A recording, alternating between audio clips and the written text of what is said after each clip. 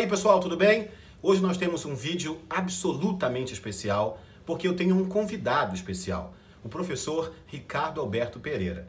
Eu chamo de professor porque ele é professor de processo civil já há 20 anos e fora isso, ele é magistrado aqui no Rio de Janeiro, desempenhando atualmente suas funções em segunda instância numa Câmara Cível.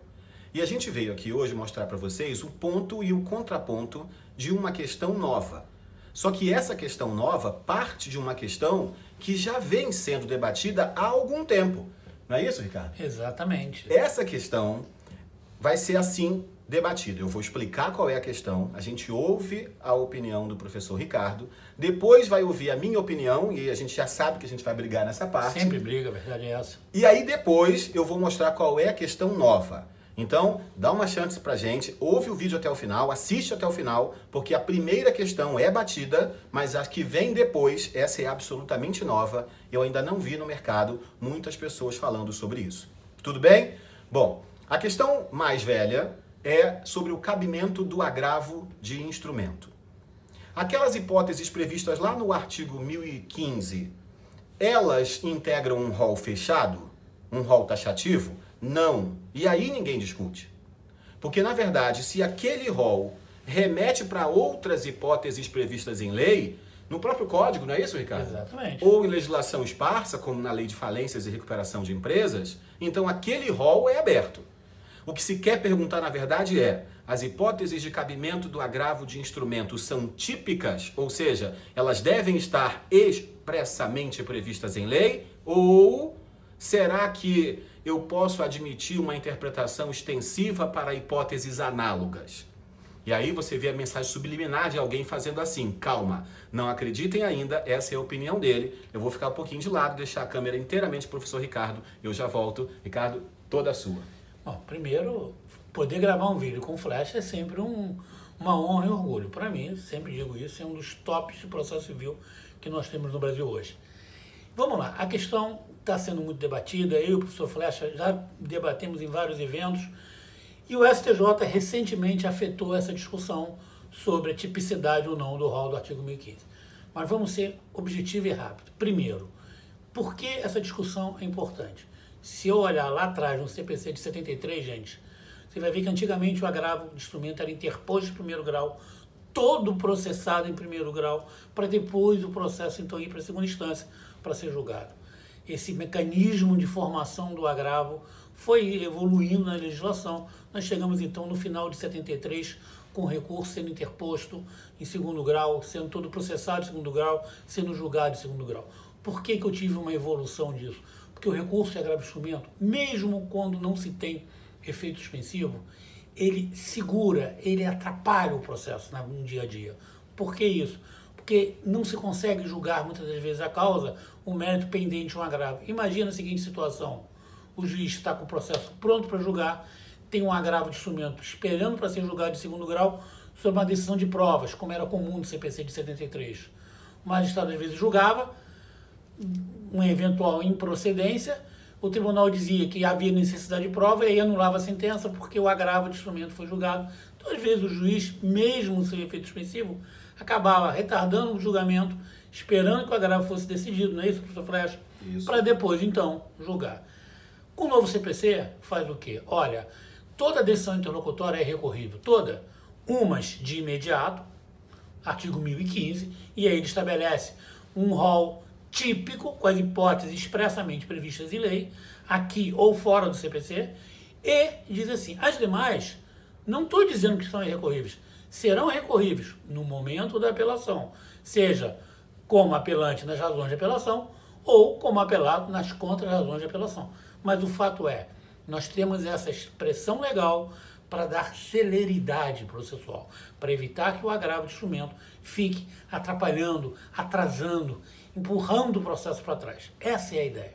E agora, nós temos alguns acordos, criando aquilo que o professor Flecha gosta, ele já está aqui rindo. Vem cá, rir na frente da câmera. Uma ideia de uma interpretação extensiva. Então essa é a minha corrente, pode ser. É a sua corrente, mas... Essa é a minha, ele quer falar a a corrente grande dele, problema é a minha corrente. E eu vou fazer essa pergunta para o professor Flecha. Se você interpretar extensivamente, qual será o limite da interpretação extensiva, gente? Porque antigamente era fácil. toda decisão, Flecha, era agravável. Desde que fosse capaz de causar grave lesão, exatamente. Ou que não recebesse apelação, aquela ou sobre os efeitos da apelação. Ok. 522, parte final. Antigamente. Mas e agora? Qual seria a decisão que se interpretaria extensivamente ou não? Qual é o limite da interpretação extensiva? Talvez seja melhor, Flecha, se deixar o rol como se quer, em nome da celeridade processual. Então, ele fala isso, ele fala com esse sorrisinho de canto de boca, porque ele acha mesmo que um dia ele vai me convencer. Mas só se for pelo cansaço, porque os argumentos eu já conheço, eu não concordo. Ele acha que eu vou ouvir tanto que eu falo assim, quer saber? Tá bom, concordo com esse negócio. Se não vai por bem, vai por mal. Então, vamos esperar esse dia não é hoje, não é quando estamos gravando esse vídeo. A segunda corrente diz, e vocês também conhecem isso, a segunda corrente é, esse rol, ele é fechado. As hipóteses devem estar previstas em lei, mas não muito, mas nem sempre. Ou seja, a segunda corrente, e nisso a gente concorda, Ricardo, a segunda corrente não é cabe agravo de instrumento para as hipóteses previstas em lei e qualquer outra que não esteja prevista em lei. Não é isso. Só que, se vocês olharem as hipóteses previstas em lei para o agravo de instrumento, vocês vão ver que todas elas têm algo em comum. A urgência na sua impugnação. Eu preciso impugnar aquela interlocutória rápido. E aí o legislador cria um rol na lei, não necessariamente no 1015, mas na lei, lato sensu, um rol dessas decisões que ele reputa urgentes. Será que ele conseguiu pensar em todas? Pouco provável, como ser humano falível que é.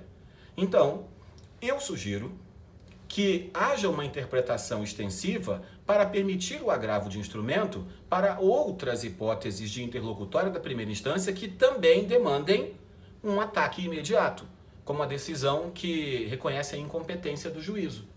Petição inicial, conclusão da inicial. Aí o juiz ignora o artigo 10 e diz: reconheço de ofício a incompetência absoluta deste juízo. Remeto o processo daqui da comarca do Rio de Janeiro para a comarca do Rio Branco, no Acre. Vai o processo embora para lá. O advogado vai até o Acre. E depois ele volta com o processo para cá. Mas sabe quando é que ele volta com o processo para cá? Depois que ele tramitar todinho na primeira instância, 4, 5, 6 anos, não sei, estou chutando, mas anos depois, vem sentença, eu apelo, faço uma preliminar de apelação dizendo, olha, esse juízo aqui é incompetente. Aí o Tribunal do Acre diz, é verdade. Então vamos anular esse negócio todo e vamos remeter para a vara de origem lá no Rio de Janeiro. Por que ele não suscitou o conflito? A parte pode, não pode? A parte pode suscitar, mas por que não suscitou o conflito? Porque ela não quis. E porque o outro juiz também concordou. Não sabemos. Sabe esse barulhinho? O celular dele está tocando. É Não vamos gravar outro de jeito nenhum. Então vai com esse barulhinho mesmo. A questão, gente, ela foi bastante debatida e vem sendo bastante debatida e a gente só mostrou um pouquinho do que acontece, mas na verdade a questão seguinte é que dá problema. E muito. Porque, na verdade, nós estamos vendo que muitos desembargadores, eles vêm aceitando o agravo de instrumento para hipóteses que não estejam expressamente previstas em lei. E essa é a questão que tem que ser enfrentada. Se a interlocutória não tem previsão legal, lá na primeira instância, eu agravo, o tribunal recebe e julga o meu agravo, tá tudo certo. Mas, e se eu não agravar? Porque aquela interlocutória não tem previsão legal e eu adotei a teoria que é majoritária do professor Ricardo e não fiz o meu agravo, esperando a apelação. E quando enfim eu apelo, o telefone está tocando, mas vai ficar, vai deixar.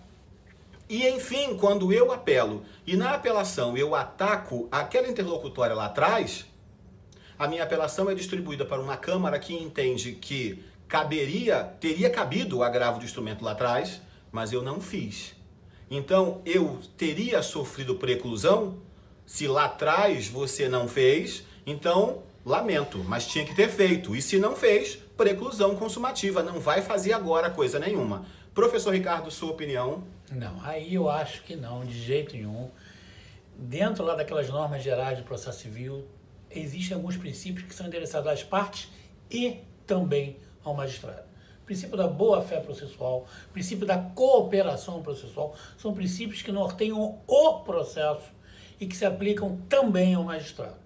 Se a regra geral é a tipicidade do 1015 e se as demais decisões têm que ser alegadas no momento da apelação ou contra razão de apelação, estamos falando dos parágrafos do 1009, parágrafo 1º do 1009, a resposta só pode ser uma: não há preclusão para a parte nesse sentido.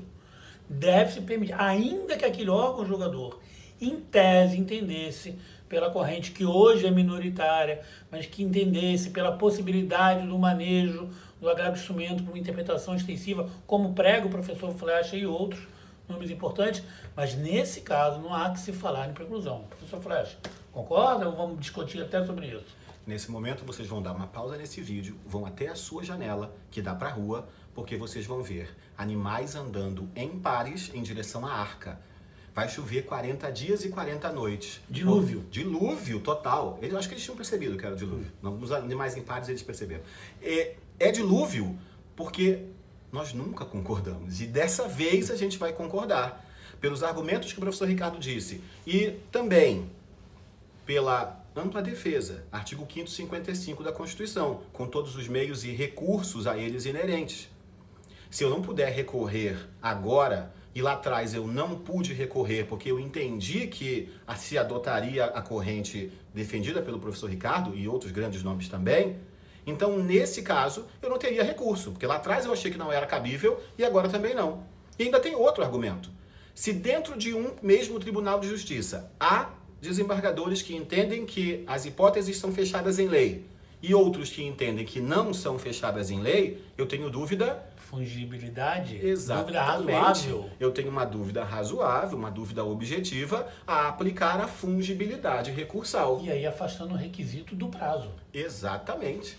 Portanto, não haverá preclusão. Se veio uma interlocutória e você não tem uma câmara preventa, você não sabe qual será a câmara e qual é o entendimento daquela câmara. Veio a interlocutória da primeira instância, você não agrava porque não tinha previsão expressa no 1015 ou em outro dispositivo de lei, não tem preclusão. Quando vier a apelação, você pode alegar em preliminar de apelação ou como preliminar de contrarrazões. Certo? Ricardo, considerações finais? Perfeito. Estou preocupado de sair daqui a pouco por causa do dilúvio, né? Vai chover muito. Conseguimos.